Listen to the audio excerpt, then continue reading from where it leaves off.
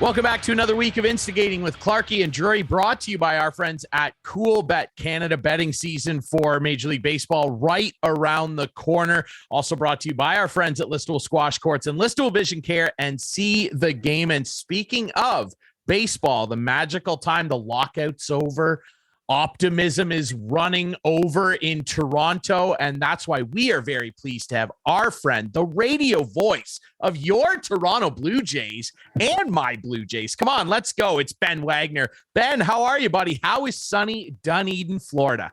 Sunny Dunedin, Florida, more importantly than anything, is sunny, but also very healthy for the Toronto Blue Jays. And that was the absolute number one goal for the Toronto Blue Jays when they went into this accelerated spring training. And yes, CBA done, players are signed, Blue Jays active in free agency, active on the trade market. It is about as exciting of a time that I've been around the Blue Jays and being closely connected to it since 2013, since that 2013 season, right? Because everybody looks like, oh, what about 15 and 16? Well, hold on. Remember, that was in season. That was in season with 2015, kind of like, oh, this could be a thing. Going into 2013, when a lot of Blue Jay fans had expectations about the pitching, some of the moves that were made, that didn't pan out. That didn't happen. Hopefully, with the way things have been trending the last couple of years with the Blue Jays, much better position, much more balanced position, and very exciting. Oh, my God. So heading into the last week of camp, expectations are sky high. As they should be. And I mean, I'm glad you referenced 2013 because we all remember that. And there was so much optimism, excitement, R.A. Dickey, Reyes around. They made a lot of big splashes. And you're right. I mean, you hit it on the head. It really did not pan out at all.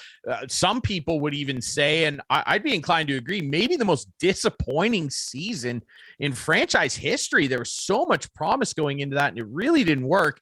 And then, of course, you're right. I mean, it was a mad dash past the trade deadline when Price and Tulo came into the fold that made the end of 15 and 16 so exciting. Now, a little different where they've got this great stable of young talent, and they've supplemented it with elite talent around the field. So let's start where everybody likes to start. Obviously, the pitching staff. Robbie Ray wins a Cy Young. He leaves, gets an extra year in Seattle, and good for him. Happy trails to Robbie Ray. He was a great soldier. And hey, he won a Cy Young. It's incredible. But they replace him with a guy who I think is very unheralded and I think is going to really win over the hearts of a lot of Jays fans, in Kevin Gausman. People don't maybe realize that he had the second most effective pitch in Major League Baseball last year in terms of whiff rate. His splitter is elite at making guys look silly. Ohtani's splitter was the only pitch in baseball last year that made more guys whiff. This guy adds a ton of pedigree to the top end of this rotation. What have been, your impressions of watching him so far and just how he operates out on the bump, Ben? Very cerebral, loves to talk pitching, loves to think about pitching, his own pitching. He's somebody that has matured over the last handful of years in changing in scenery and doing that too. Somebody that didn't jump all in on the Blue Jays a couple of years ago when they were after him, but then saw what was happening to himself when he was in San Francisco, but also then what the potential of the Toronto Blue Jays and a chance to throw in the American League East could do for his career. I mean, these are important kind of landmarks as he was moving along. And Kevin Gausman is somebody out there that not only is thinking about this for Kevin Gausman, but he's a guy that's active on what we call the 10-pack. And those are 10 mounds in a row where the Blue Jays will have a couple of relievers or maybe a couple of starters all at one time throwing to individual catchers. And this guy is ping-ponging his way around, soaking up, how guys throw and hold pitches and their grips and how they change things, all these things, right? That is what is surprising when you get to watch these guys and be closer to them as they go about their work in spring training. You didn't know that Kevin Gausman was this sponge all of a sudden. You knew Kevin Gausman, has the ability to be a good pitcher. You hear about the projections and that splitter, you're right, is great. You get nervous when he starts to talk about blisters and you're thinking, hold on, is this going to wreck some point in the humidity of spring training? He's like, no, I loved having the blister. That tells me that I've got a good grip on the splitter. And when he throws it, he doesn't throw it all that often on side sessions and bullpens. But once he gets into game activity, this is a guy that knows now in his career that he's got a place and he should be very, very, very comfortable in that place, especially now. Put a lot of pressure on himself when he was a Baltimore Oriole and really wilted under that pressure at times, thought he could go in and be the guy. And then all of a sudden he felt when the Orioles traded him to Atlanta that they gave up on him. And he credits his wife as hitting the reset button and said, no. Baltimore didn't give up on you. Atlanta wanted you. Think about that. You have to look at it that way. Then he heard and loved what he heard from San Francisco. Then he went out west. And, being around that culture, being around that enthusiasm, being around a little bit of a surprise that the Giants were last year, all of that is the catalyst going into an offseason, waiting on free agency and doing a lot of evaluating as well with the CBA getting buttoned up. Then, obviously a lot of promise and wondering what the Blue Jays would do after he was inked at the start of the winter. And being even more excited about it, right? With Kikuchi and seeing Matt Chapman come into the clubhouse. I think that only raises the internal, let alone the external expectations for Kevin Gausman. Absolutely. And I mean, I love that you brought up the blister thing. I mean, he did a great interview with his now former teammate Alex Wood with the Pitching Ninja. And like, they were both kind of surprised at that. He was like, no, I like when it blisters. I like how my slider feels and I like how I can grip the splitter. And I mean, that's kind of really interesting. And yeah, he is definitely a pitching aficionado, a nerd almost, if you will, in picking apart other guys. And what a great staff he has in terms of picking their brains to play with in Toronto. And it's been announced that Jose Barrios is going to be the opening day starter. I think based on what he did for this team after they acquired him, he's earned that. Then they're going to follow him with Gausman. Ryu will go next, obviously looking for a big bounce back from Hyunjin Ryu. Alek Manoah, the rookie sensation, going fourth, and they're going to go Kikuchi fifth. That's how they're lining it up to start. What's your opinion of that and what each of those other four guys can offer this rotation? I've got a really good sense that the Blue Jays don't look at it as we have to rank our starting pitchers. They look at it from a mindset of what's the best matchup against the Texas Rangers? How do you plan to win 2 out of 3 or sweep a series? Then on the heels, you go into this juggernaut of what will be April. Starting with, on paper, at the start of the offseason, you thought the New York Yankees were going to be dangerous. I don't know that the New York Yankees pitching is made improvements to be dangerous. I haven't seen a lot. But you're always worried about the bats that are in the Yankee lineup. So that's why you avoid Hyunjin Ryu. And you go with Alek Manoah, you go with Yusei Kikuchi, you get Jose Barrios throwing in the midst of that 4-game series, and then you cap it off as well back with Kevin Gausman, and you avoid Ryu against New York and against Yankee Stadium. So that to me is the bigger picture here as the Blue Jays go into this with a lot of games in a short amount of time. They play 30 games in 31 days. The only off day I think is April 18th. So they're looking at this more on how do we get out of the gate in the best position possible. And I think those first 2 series, albeit a non-division opponent and an in-division opponent, you want to go and get as well as a start as you can. And that's why you look at who goes game 2, game 3, more for the matchup versus like, oh, the Blue Jays think Hyunjin Ryu is the 3rd best in the rotation. I don't know. And I mean, there's an argument from last year that he might be 4th or 5th, depending on how you look at Yusei Kikuchi, and I've talked with some people within the organization about how they think Kikuchi could take that next step as well. So, look at it from a Blue Jay perspective of what gives them the best position to win ball games, especially out of the gate. Because, you can't raise a trophy in April, but man, you can certainly put yourself in a position to make it very, very difficult in April to leapfrog over the amount of teams that you may have to leapfrog over, or bury yourself to the point where morale gets shot, fan experience gets shot. They want to avoid all of that, and that's why April is going to be so important for the Toronto Blue Jays.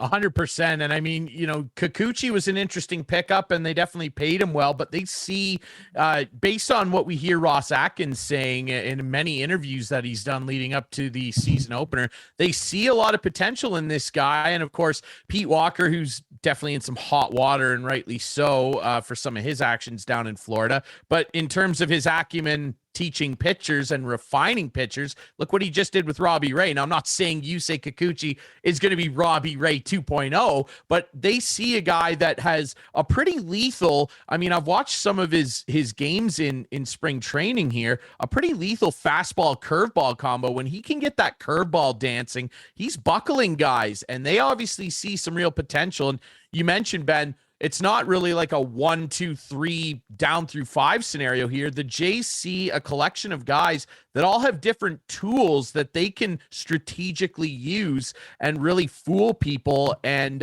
try and win ball games more on the strength of their pitching than they maybe have been able to do in a couple years. Tools to use, but also a couple of tools that they probably will limit for Yusei Kikuchi to make him take that next step.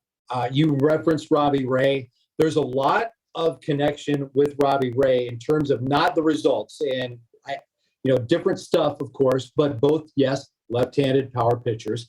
For Robbie Ray, it's basically fastballs and sliders, max effort guy, and a lot of the projections, a lot of the body type, that kind of max effort from a Robbie Ray standpoint is why the Blue Jays didn't sign him. Who knows how he's going to age? Max effort pitchers like that, they lose the feel of one pitch, then all of a sudden you got a problem. Dip in velocity, it's a true trick pony. That's a problem. For Yusei Kikuchi, it's a deeper repertoire, but it's also a repertoire where the Mariners wanted him to throw the cutter a lot last year, and the cutter just, for some pitchers, is not a good pitch.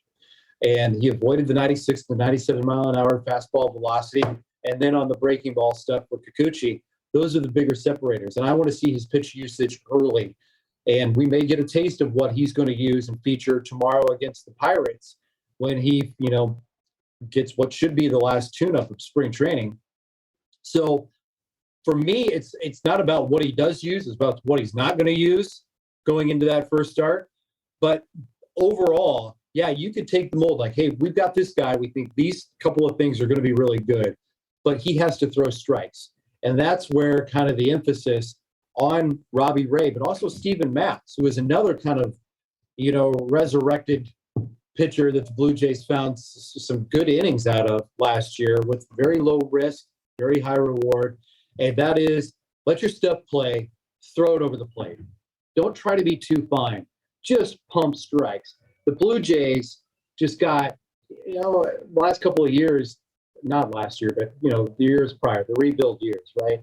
They got too fine. They didn't have guys that had wipeout stuff. So they tried to pitch to weaknesses, and they got burned by it. They walked way too many guys, and that just cannot be the approach for the Toronto Blue Jays pitching staff. I don't care who's on the mound, but Kikuchi is one of those guys that they're going to need quality pitches, high strike percentages, and he's got to go out there and give them some depth. It can't be a 5 and dive. You're going to need some starts from Yusei Kikuchi and let that stuff really travel. Let it eat, let it play within the box. And then in terms of the bullpen, of course, Jordan Romano had, I would call it a breakout year. I mean, he's always shown solid stuff and a lot of potential. He really kind of knuckled down on the closer role potentially here. And Tim Meza really, gave them some solid bullpen outings down the stretch. If only they could have found that a little earlier in the year. They add a guy who's got a really solid fastball slider combo in Yimi Garcia, who pitched pretty quality innings as a Marlin. The bullpen looks pretty good. Bullpen looks pretty good. I think that there is an opportunity to improve. They lost a lefty that had options like Kirby Snead. The Blue Jays got Ryan Borucki. Is he going to show them enough in camp? We really haven't seen a lot of Ryan Borucki in games. So whatever he's doing on the backfield and that data is being harnessed, and he's trying to throw more strikes and be a little bit more aggressive in the mound. You've got Tim Meza, you got Taylor Saucedo. So yeah, you got Andrew Vasquez that's in there. The lefty combinations are very interesting for how the Blue Jays build out their roster. From a right-handed perspective, the guys Jimmy Garcia is going to be an important piece of the puzzle. You've got Jordan Romano in there.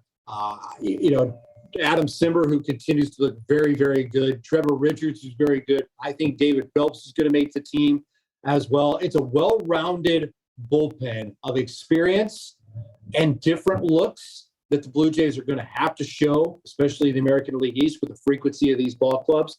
And also, like I keep harping on this April schedule with the Astros and the Red Sox and the Oakland Athletics. All these teams are cycling through here, and they're all improved. Maybe not Oakland as much because they've shocked away a lot of guys. Yeah, not them. no, not them any longer.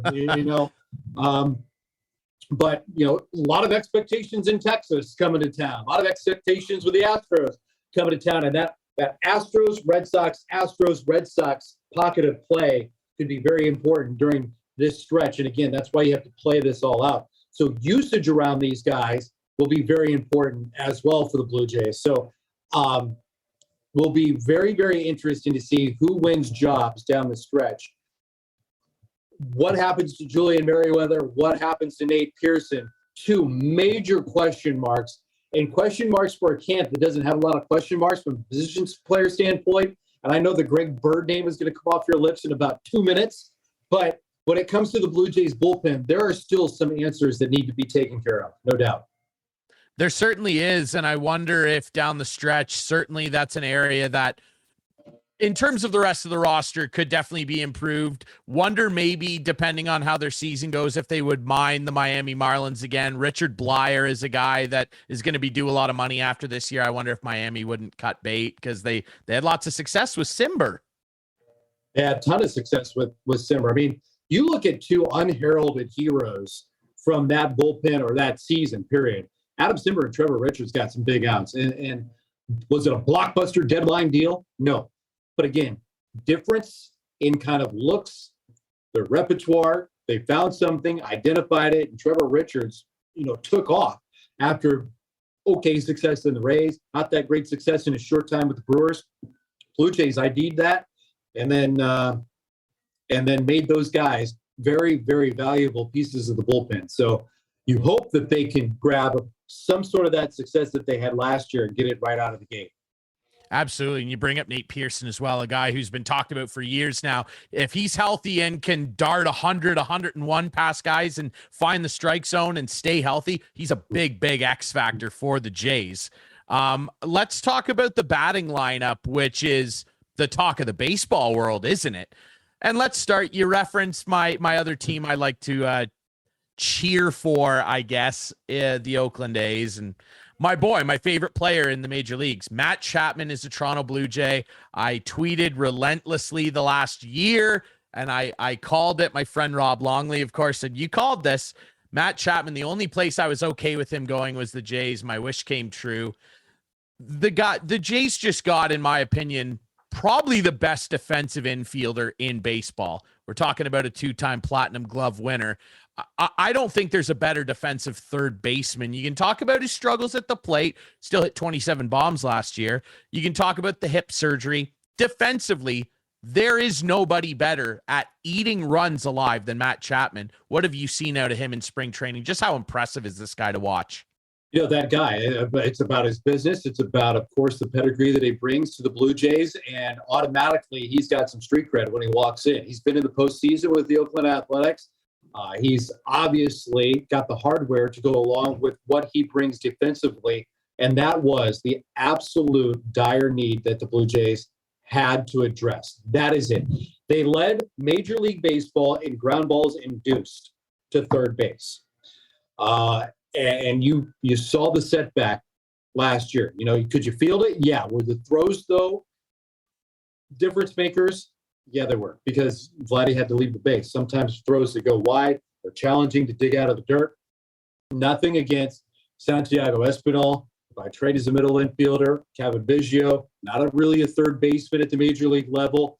And Kevin was beat up last year, and you wonder, what if he was healthy all season long? Does that change what he does at third base? Maybe when the lights go bright, but the Blue Jays get creative with their positioning. But having Matt Chapman in the mindset of how the Blue Jays want to do things defensively changes everything for the Blue Jays. It makes Bo better. It makes the throws coming from third base easier on Vladimir Guerrero Jr. And it also like realigns how the Blue Jays can do things defensively, because having Matt Chapman good to the glove side makes Bo Bichette's pressure to the backhand side less.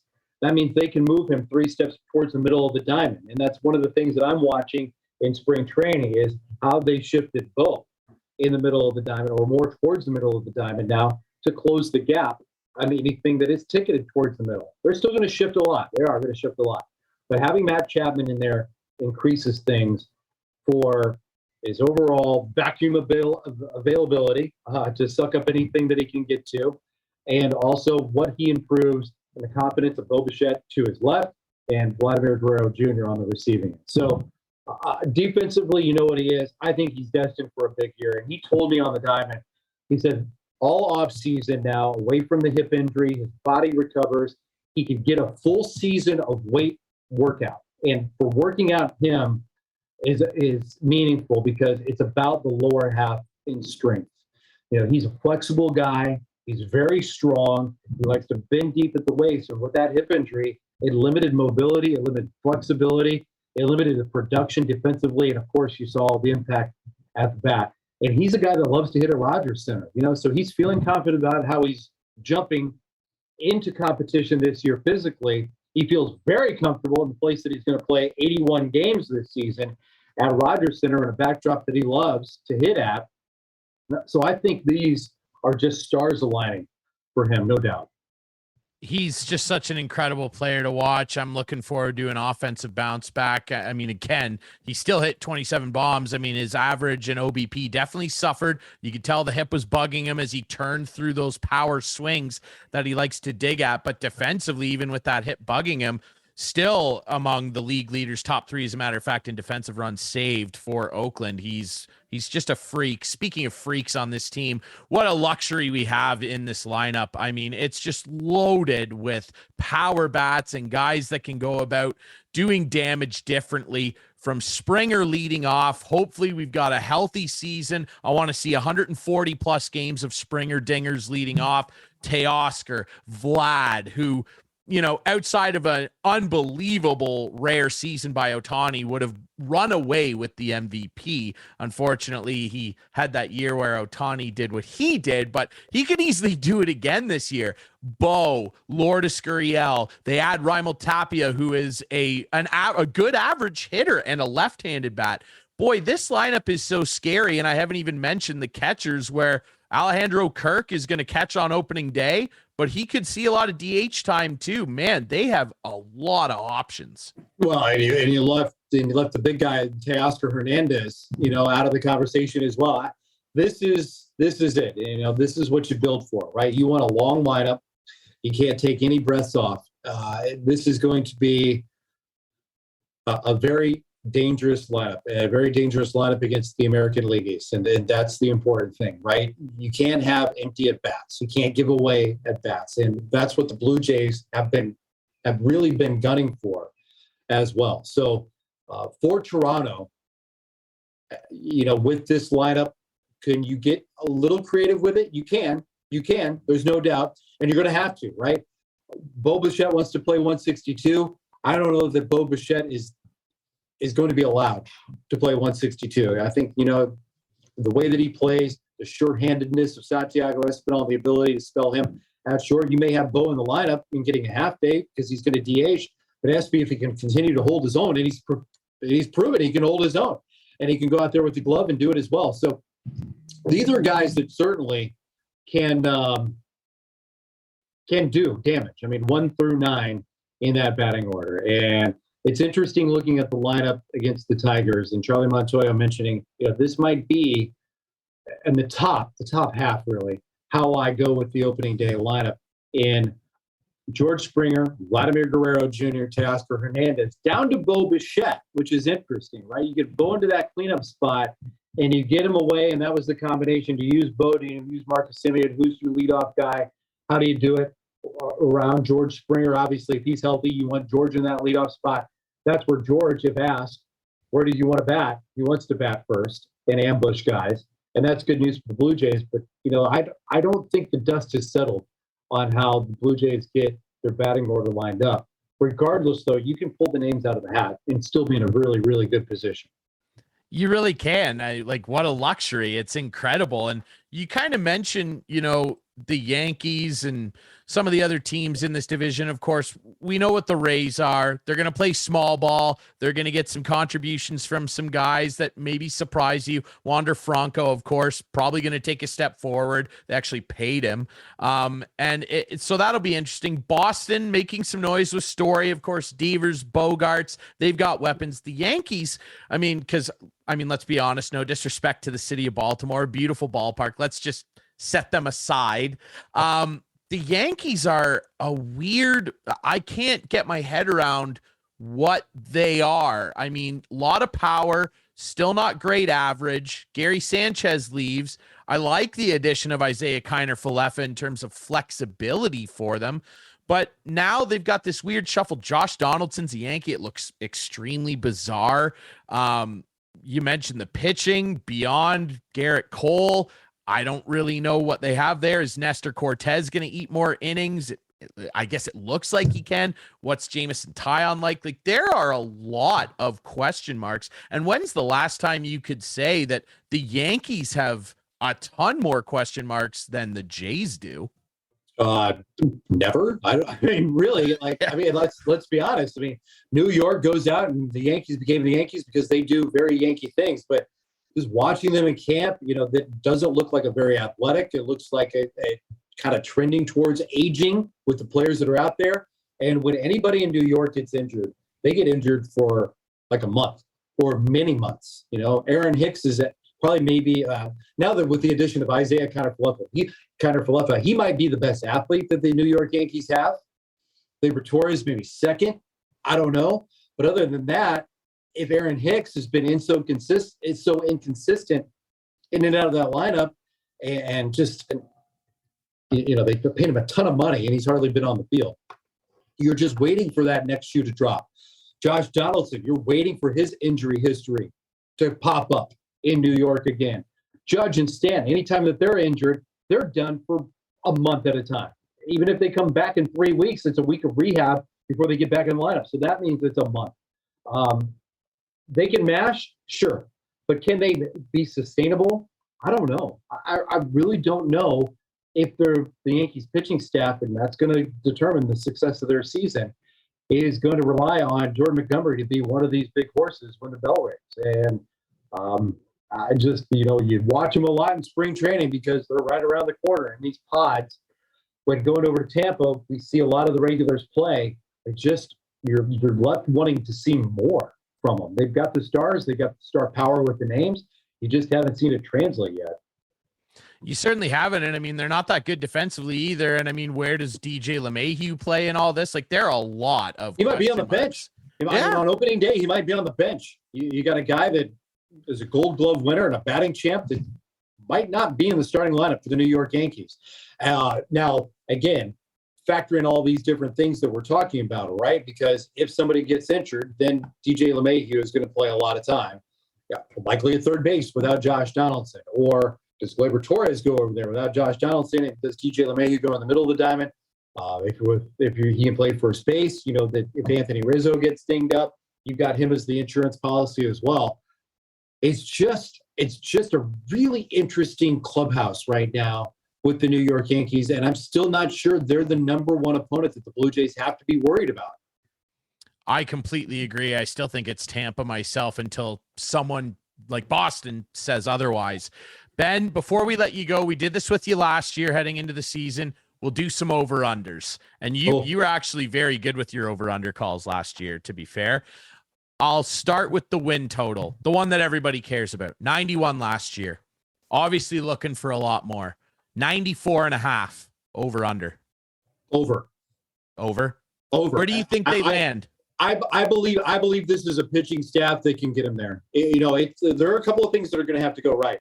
But one, I like 1 through 5. And also, I like some of the insurance, 6-year free agents and the guys that are going to go to AAA. I've also seen better stuff out of Trent Thornton. You've got Thomas Hatch coming back from an injury, now a full year removed from that. So a lot better situations from the depth pieces that you need and the ability to maneuver them on and off the roster. Casey Lawrence is going to be better. Interesting story with Matt Gage being in the rotation with AAA Buffalo. I think it's a better pitching situation for the Blue Jays. So if there is a need for a spot start or somebody that's going to be down for a couple of turns of the rotation, I think the Blue Jays are better positioned to cover it with the guys that they have. You asked me or pressed me on the win total. I believe that they're better than a 91 win team. I think they're somewhere. I think they can flirt with 100, but I wouldn't be stunned to see 98 wins at the close of business. I really wouldn't. 98, you read my mind. That was what I was going to say. Club record 99. They've never hit a century. What a way to do it with this lineup. That would be really, really special. All right, Vlad Jr., 48 last year. Over, under 45 and a half bombs. Over. I'm going to say that with, a lot of conviction. I'm going over. Can he kiss 50, 55? I think he can get to 50. 55 will be interesting on where he plays and who he plays over the course of the duration, right? But Vladdy's just a different kind of beast, and something clicked in personal conviction to make sure that his body was ready for the long haul going into 2021. He knew the lapses, and that knee was barking a little bit down the stretch, and why he sort of tapered off. If Vladdy is healthy, and Vladdy looks really, really healthy right now, really, really strong. And again, this is a guy, that's getting into still in a young 20s, but as he gets into his mid 20s, that body is going to mature, and you're starting to see some of the baby face leave Vladdy. So he's going to get a little bit of man strength. He's going to have that man strength coming. And right now with what he's doing with the bat, he's hitting it. He's a little bit out of sync right now at the plate. He's not as locked in as what he was, but it's going to come. I think he's going to get a lot of at-bats and get locked back in when the bell rings next Friday. And that's why I think he's going to have the ability to not only hit 50 home runs, but this is a guy that might hit 330 while doing it. Yeah, and that's so impressive. The average and the OBP is really improving for him. It's not just all about the power. And man, when he hits the ball, he hits it hard. Second over the last 2 seasons in pitches, hit over 112 miles per hour off the bat. Pretty incredible stuff. All right, I'll also ask you this. We know that the Jays, when you set yourself up with a roster like this, there's never enough tinkering that can be done. And we talked about the bullpen and how there's probably some room to add and improve. And we all know as teams drop off closer to July 31st, teams like the Jays swimming in the water can take advantage. I'll ask you this, final one, over 3.5 trades for the Blue Jays this year. That's a really good question. There are so many things that go into that. And we're talking about big league trades, not like the kind of middling deals. You want to know trades that impact the major league roster, right? Yes. Yep. I'm going to go under. I don't think. I think the Blue Jays are going to be under the 3.5. I think I can see that too, barring injuries. Injuries is the wild card there, but you're right. I think they're probably, the way they sit now, I think they're maybe 2 bullpen arms away in terms of improving on maybe some young guys that maybe they feel safe there. I don't know if they'll go over, but you never know with injuries. Regardless, this is setting up to be one of the most fun Toronto Blue Jay seasons ever, and you can hear this man on the airwaves, especially in this local area here in Midwestern Ontario, CKNX AM 920. We air all the Blue Jays games. You will hear that man, Ben Wagner, on the call. Ben, we really appreciate this. Enjoy the rest of your time down watching Grapefruit League action. So excited to get you back up here and get the Jays up here rocking the roof off the dome. It's going to be an incredible season, my friend. Thank you for doing this. I cannot wait to be in Toronto and bring you guys opening day and then 162. It's going to be awesome. So settle in on 920 and get ready for a wild, and at times white knuckle ride to the finish. I can't wait. It's going to be the best. Ben Wagner, the radio voice of your Toronto Blue Jays. We appreciate your time. When we come back, we're going to talk with our friend Duane Steinel from Trainwreck Sports on a bunch of things, the deadline deals in the NHL, his Buffalo Sabres. Boy, they're improving. Bright future finally, and a number of other hockey stories, including more controversy from the Department of Player Safety, our favorite organization in the NHL. That's coming up next here on Instigating.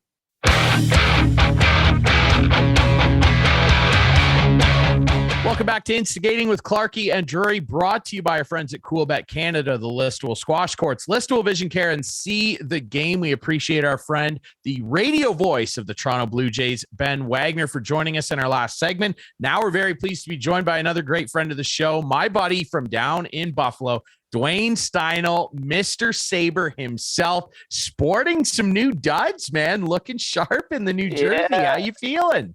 Pretty good, man. I got home from work. We had a meeting right after, and walked in the door, greeted the dog, and then on the stove, my neighbor was nice enough to put it in the house for me.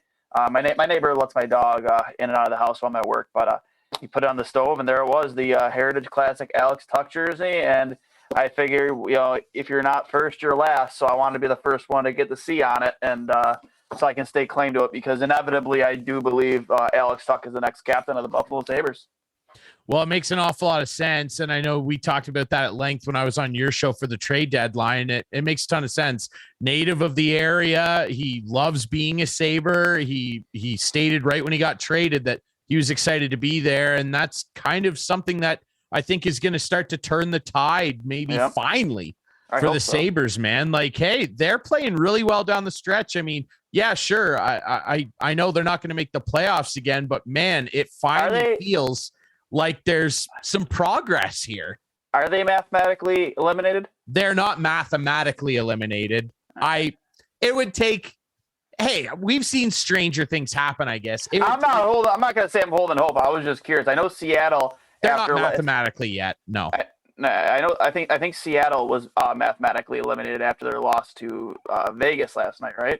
And I believe Montreal is mathematically out as well. Yeah. And Arizona. Yeah. Which makes a lot of sense. I wonder. I kind of got into it on Twitter last week, and I said, I said, if you would have given me a healthy Craig Anderson all season, or just not, I didn't state it in the tweet, but healthy Craig Anderson all season, he doesn't get hurt, and just legitimate NHL goaltending all year, I think this team could have made a push to the playoffs. I'm not saying they're a playoff team. I don't think so.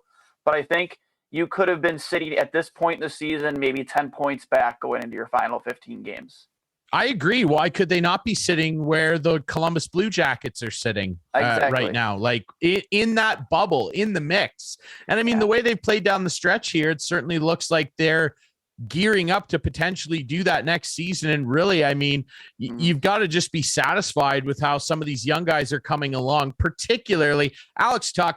I mean, what else can you say? He's just been dynamite since he came into the lineup after injuries earlier in the year. Mm-hmm. But I mean, wow, Tage Thompson. I mean, this kid is electric. Yeah, I'm so excited to see what to make sure. Hopefully, this isn't kind of like a one-hit wonder with him, and that he still performs as well next season. Because this is the first time we've really we've seen him reach the potential we thought he had after trading for him in the Ryan O'Reilly trade, which up until this season, it was an absolute disaster for the Sabres. It sucks, to see, and it couldn't have went any worse, right? You trade him, and immediately, he goes and wins a cup, Conn Smythe, and the Selke Trophy, all the very next year. It couldn't have went worse for Sabres fans. Like, honestly, it couldn't have. And then to see, Patrick Berglund dip out the way he did, Saboka was just a waste of a roster spot. And then Tage Thompson, I think we corrected Ryan Johnson with the draft pick, but he's we'll see. Jury's still out on him, but Tage Thompson up until this season, he was a bust, and it was starting to look like that was possibly one of the worst trades in franchise history, if not the worst. And it's starting to finally kind of turn for the better for Sabres fans with the way Tage has performed. But yeah. I'm excited to see what's to come. Like you said, I think trending next year with the right moves. Either I know we mentioned it on our trade deadline show on Two Goalies One Mike, but we mentioned that given maybe on draft day you see some movement from the Sabres, and I agree with you. I think you will. I don't think they're going to use all three of those first round draft picks. I think they're going to make a move to make this team better in the now. On draft day. And You're adding Owen Power. You're adding Jack Quinn, who's absolutely having a dynamite year. He's been injured a lot this season, but he's well over a point a game per player in the AHL right now. You're adding a JJ Paterka, and adding to be determined players, whoever it might be, whether it be the draft or whether it be via trade or free agency. I'm excited, and I guess I truly do believe, and I guess I got attacked by a lot of the analytics nerds on Sabres Twitter, and I respect analytics a lot. But I mean, I think and we've talked about it. There is a game within the game of hockey that numbers and charts and graphs don't read, and you can really only understand it unless you've actually And this isn't a knock against people who haven't played hockey, but you can only really understand it unless you've actually played the game of hockey at really any competitive level. And those people tend to not have played hockey, so they don't understand. And when I say, better goaltending translates to, they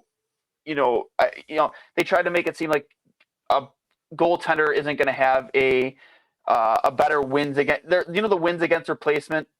WAR. Yeah, they said that he's not worth 26 wins or 26 points. I'm sorry, added to your. So it's like, but no, maybe not. But like, he's more of an impactful player than goaltenders are more impactful on wins and losses than any single player on the ice, because a goaltender could have a bad 5-10 minutes and you're down the hole for 5-0.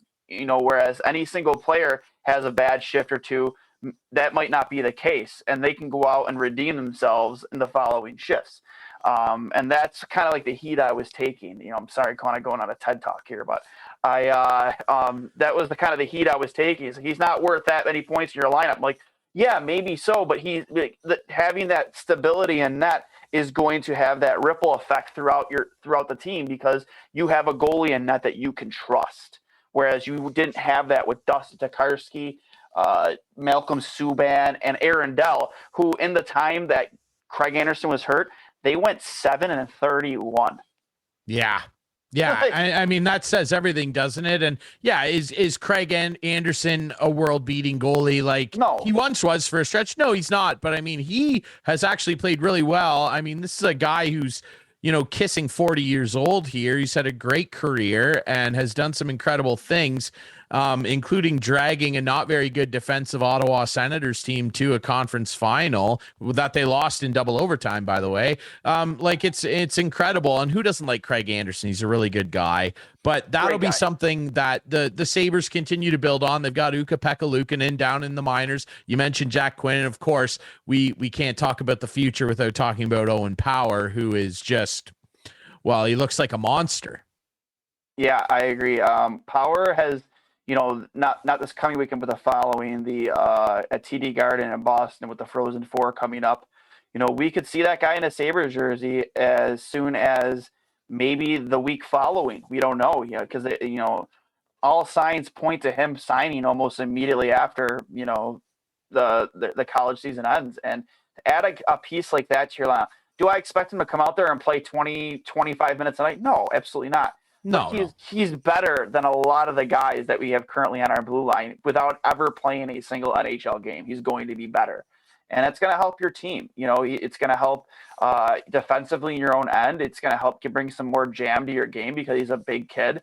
And, if you've watched any Michigan hockey games, he gets involved offensively quite a bit. He buzzes around the front of the net in the offensive zone quite often, especially on the power play. Like, he's not afraid to get involved. That's going to help a lot too. And you've seen what the steps that Rasmus Dahlin has taken this year. And, I think under Marty Wilford, he was just on the After the Whistle podcast with Andrew Peters and Craig Rivet. Marty Wilford said, has really helped bring Dahlin along ever since stepping into that defensive coach role for the Buffalo Sabres. And not to mention Granato, but, if that's what you're going to get and that type of coaching you're going to get with Owen Power, that, helped, Rasmus Dahlin finally take this huge step forward. And again, if you're watching Sabres games, this kid is fearless. He is absolutely fearless with the puck now. There is no hesitancy in his game. He's playing with a ton of swagger. And for the first time, I think, since we've drafted him, you're finally starting to see the player that we all thought we were getting when we took him first overall, like 4 years ago. I completely agree. And I mean, it's great to see. We talked about that a ton on Two Goalies, One Mike, Duane's great podcast. Of course, you can find that on Trainwreck Sports. You guys do a great job with that. It's always fun to be a part of and chat with you guys. I'm glad you brought up Rasmus Dahlin because it ties in to what we want to talk about next, and that's the Department of Player Safety. And Rasmus Dahlin was on the receiving end of, a pretty controversial play where Austin Matthews, rightfully so, got a 2-game suspension. And now, Duane, we've talked about this before on your show. Is there anything in hockey more frustrating than the Department of Player Safety? It's such an asinine department. I don't know what George Peros is thinking half the time. Of course, we saw Taylor Hall the other night sucker punch Ilya Lyubushkin. Was it the worst thing I've ever seen? 100% no. People were trying to compare it to the Todd Bertuzzi. No, don't even get me started on that. Outrageous. Don't even get me started on that. No, it's the stupidest thing I've ever heard. Like, that was one of the most heinous things that's ever happened on an NHL ice rink. Right. 100%. Criminal. It was criminal. It was criminal. Well, Steve Moore sued Todd Bertuzzi in court. And it wasn't like that, but like, you look at the inconsistency, and not even so much in that respect. Like, do I think Taylor Hall probably should have got a game for that? I mean, if the refs thought it was worth 5 minutes, I don't understand the league going, oh, well, the guy served a 5-minute major and got kicked out. We don't need to suspend him. Start suspending people. Like, what? Yeah. What is this $5,000 fine nonsense? I don't know what it does for anybody. I like the $5,000 fine. That's like, if I'm Taylor Hall, I'm laughing as I sign that check. Like 50 cents to him. You know what I mean? Do I think he should have gotten suspended? I can go either way on that. Is it a suspendable offense? Yes. Am I upset? And I hate Taylor Hall. Yes, I know. hate Taylor Hall. Hate Taylor Hall. Duane? we don't have enough time on this podcast to say why. But I hate Taylor Hall, and I'm okay with them not suspending him. Now, in terms of a fine, I think that needs to be a lot heftier of a fine, to the point where when he sees that letter or that email or that text message of what he's been fined, Taylor Hall's like, oh, wow, that's a lot. Like, you need that type of a reaction from a player for them to not do that again. Taylor Hall isn't even thinking, he's like, okay, whatever. Like, that guy's made how much money over his career? He made $8 million from Buffalo alone for one season for 2 goals. Scored 2 goals. He ate $8 million for 2 goals. That's why Duane doesn't like Taylor Hall, everybody. The guy mailed it in. The guy mailed it in after Jack got hurt. You could just tell from watching him play. Like, and this is where I get pissed off with a lot of the analytics people. It's just like, oh, well, his expected goals for was this. That's the most useless stat ever. It really is. Like, no, man, because if you watch the way like Jeff Skinner scores his goals, he's not afraid to be engaged on the boards around the net. He's not afraid to take a beating to score a goal. Taylor Hall was doing drive-bys every night around the net. Like, he wasn't stopping and being engaged. Like, no, not like he was in Boston when he got to Boston. It was a joke. And I don't care what his expected goals for. Anybody can be a perimeter shooter and shoot pucks and get scoring chances, but he wasn't following up. Like, he wasn't getting engaged in scrums in front of the net, where Jeff Skinner really made that $9 million a year, got that $9 million contract, just sitting around the net and being a very useful 5-on-5 hockey player. And, so I went off on a tangent there, man. I completely forgot I was talking about. That's okay. Department of Player Safety. No, Taylor Hall, but I understand you're reckoning with it there, right? And why you can go either way, because we have no idea. We could see a play like that again tonight and have no idea what George Peros is going to do. We have no idea. Dylan Larkin got suspended for something similar to that earlier, and then the other night we saw Max Pacioretty slam Chris Letang in the back of the head, a guy who's had a number of concussions, and there wasn't even a penalty on that play. The refs tie into this too. And again, I know that there's a reffing shortage across all levels of hockey, and that's a major problem. But in the professional leagues, like I don't know, Duane, have you? I personally feel like I've never seen the reffing be worse. Yeah, I feel like we say that every year. Yeah, it's been pretty terrible, man. In terms of, here's a question. We talked about Todd Bertuzzi and Steve Moore, in today's game, because the game then is so much different than the game now is so much different now than it is. Oh yeah. Then. What does Todd Bertuzzi get if he pulled? And you have to take into consideration everything that happened. Okay, there was the hit on Marcus Noslin. Mind you, he played. I'm almost positive there was one game in between the initial Noslin hit and the T. Bertuzzi incident, and there were playoff implications on that game in between. So nothing happened, nothing transpired, but there was a lot of talk and a lot of chatter from everybody in that Canucks locker room, and they made it known they were coming for Steve Moore. They made no mistake about it. Everybody knew it was coming. Brad May talked about it. Matt Cook talked about it. They all talked about it. They said there was going to be retribution. So that right there, it's premeditated, right? It's all premeditated. 100%. Yep. And what pissed me off about the whole thing is he answered the bell with Matt Cook. He fought Matt Cook in that game. So it should have been dead and done there because Noslin, I'm almost positive, not only played in that game, but he played in the game before that too. I'm almost positive he did. So it's not like he had a season and engineer. Not like, again, it was a bad, and in the game of hockey, it's such a controlled chaos. And when things are happening at a high speed, sometimes it's hard to control what happens, during all that. And I'm not saying Steve Moore was headhunting Marcus Noslin. It was a bad hit. But at the end of the day, it's it's not even in the same atmosphere what Steve Moore did to Noslin and what Todd Bertuzzi did to Steve Moore. It's not even the same fucking atmosphere. No, it's not. And it was all premeditated. He sucker punched him in the back of the head, and then he drove him down into the ice. And yeah, you can say that maybe he broke his neck from players piling on top of him. Absolutely. It didn't help. It didn't help, no. But the fact of the matter is, he's not in that situation with 8 or 10 guys on top of him if Todd Bertuzzi isn't assaulting him. That was assault.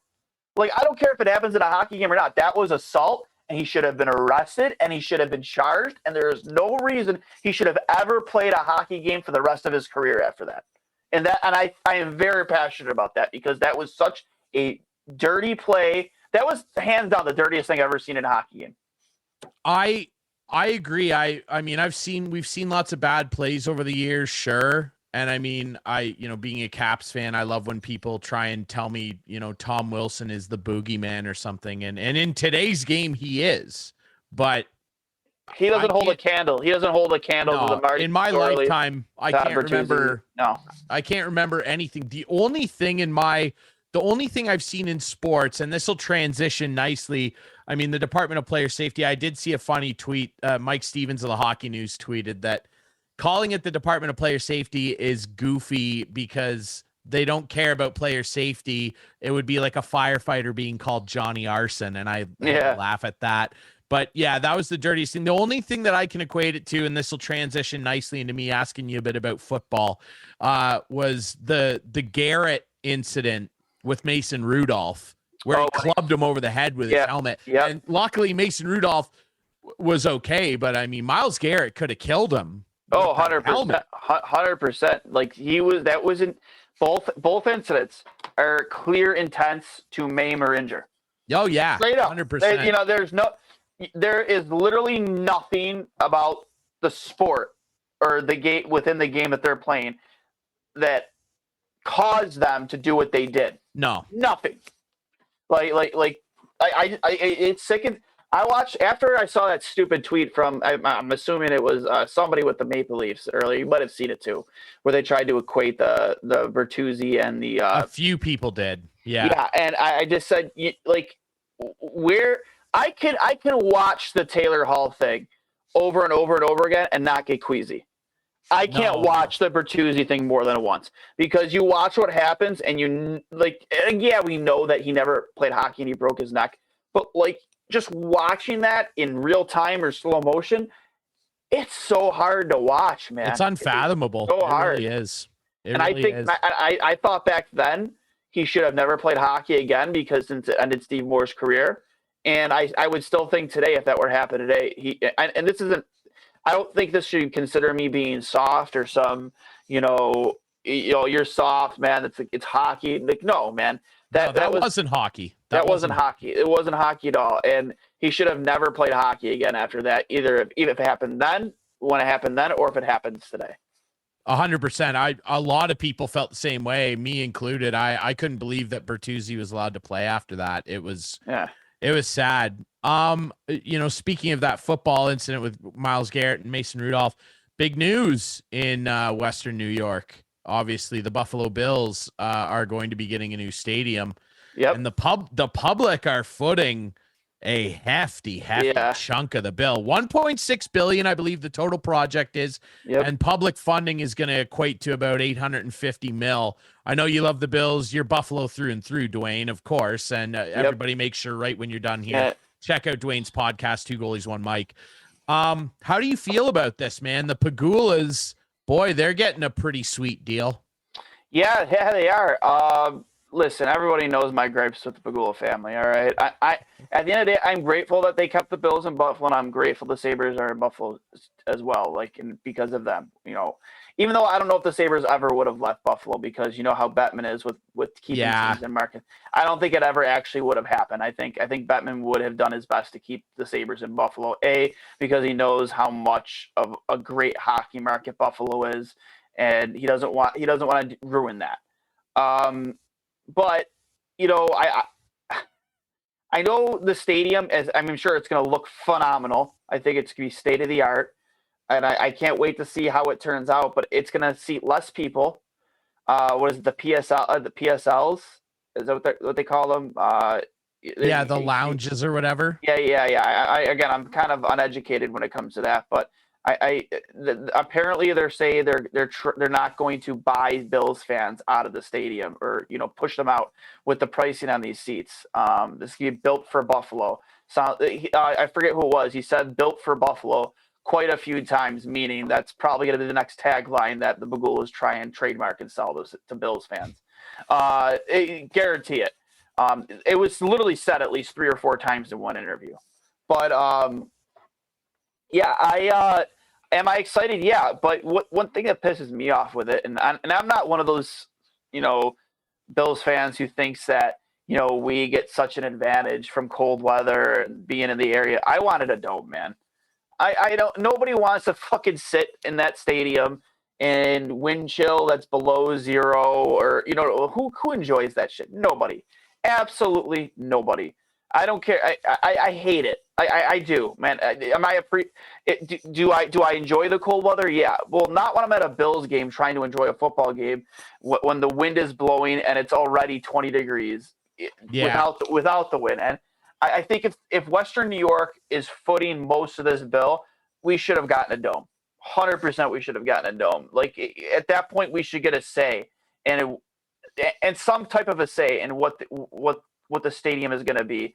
And I wanted a dome, man. I really, really did. It's staying in Orchard Park too, which is good. It's good. Yeah, for fine. That. Yeah, that's fine. Give me a dome, man. I think in terms of the fans, and not to mention it would just be a year-round moneymaker for you. You could hold concerts in there. You can bring big time artists there to perform all year round. Whether I went to go see U2 and Guns N' Roses there when they started doing stadium concerts again. You could sell that, especially with the with the people from Canada. You could easily sell out a Metallica concert there. Oh yeah, easily. No question. Like whether it's 2022 or friggin' 1999, like, you know what I mean? Like, Metallica in Buffalo, they're selling out that stadium. U2 nearly sold it out. I think back when they did a concert years ago. I think it was in either August or even September. You could have big time acts there. Whoever you want. Honestly, whoever you want. Whether it's Lady Gaga, like Bruno Mars, whoever it might be, you're gonna sell that out, and you're just gonna make a shitload of money. which is why I don't understand why you wouldn't want a dome. Like, are you buying into that whole, oh, we're Buffalo, we're built for this, we're built for the cold weather, it's an advantage? Well, this year clearly wasn't against the Patriots when Mac Jones threw the ball twice the entire game and you still lost. And yeah, Josh Allen was able to rip that ball through the wind with zero issue, and it looked like it was if you were watching Josh Allen throw the ball, you wouldn't be able to tell that the wind was the way it was and how cold it was, because the wind didn't hurt his throw at all. Mac Jones threw the ball twice that game, and they still lost the game. So I don't want to hear all this crap about cold weather and the advantages of it. No, I'm sorry, not. And honest to God, how often are we put in that situation in Buffalo where the snow is that bad and it really does affect the outcome of the game? It's not very often. No, it's extremely rare. And even like as a Patriots fan, I feel like I can speak to this. Like even in New England, it's not that, like, outside of the Snow Bowl against the Raiders that year, the Tuck Rule game. Yeah. Like really, like materially, what does it do for you? Honestly, I'll ask you this final thing on the stadium, because I agree. I don't know why they didn't like poll fans. As far as I knew, or as far as I know, sorry, they didn't like poll fans or put a survey out there, dome or not. They went ahead and they built it like this. I wonder if this factors in. Do you think that they made it an outdoor stadium because of almost, I don't know how else to put this, an inferiority complex with the Patriots? Do you think that factored in? Because, well, they are big rivals that, had a 20-year great run. They play outside, so we got to play outside too, or the league will think we're soft or something. I don't know. Do you think that came into it? I mean, possibly, yeah. I mean, I guess if you could think of it like that, but then make the dome retractable. You know what I mean? Like that is an option. Yeah. If you really think that you need that advantage for certain games, then make it a retractable roof. And I know it's going to cost you more, but I mean, when you bought the Sabres, you said you weren't worried about money, and if you're worried about money, you'll dig another oil well. Go dig another oil well and get us this money for this dome. I'm sorry, man. Like, that's why I won't get Bill. I mean, that's why I won't get Bill season tickets. I honestly, I love the Bills. You're not alone. I bet you're not alone, Duane. I love the Bills, man. But I'm just not gonna sit through that shit unless the playoff game. Like, I'm not gonna sit through that shit, that coldness. I'm not going to. I'm just not. I'd rather sit on my couch over here and watch the game. Like, I'm good. Me too. You know what I mean? Like, it's great. And I am soft. Yeah, I'll just admit it. I'm soft. I want chicken wings on the couch. Sorry. I'm sorry. The allure of a $12, 16-ounce beer and a $8 hot dog isn't enough to get me to come out and sit in that type of temperature. Absolutely. It's probably more. Honestly, it's probably more than $12 for a beer at this point. For sure. Yeah. We're probably even in America, we're probably kissing like 17 now. Yeah. It's a joke. And I mean, yeah, Terry, I wish you had just drilled another oil well and paid for the damn stadium yourself. I can't stand it when owners do this.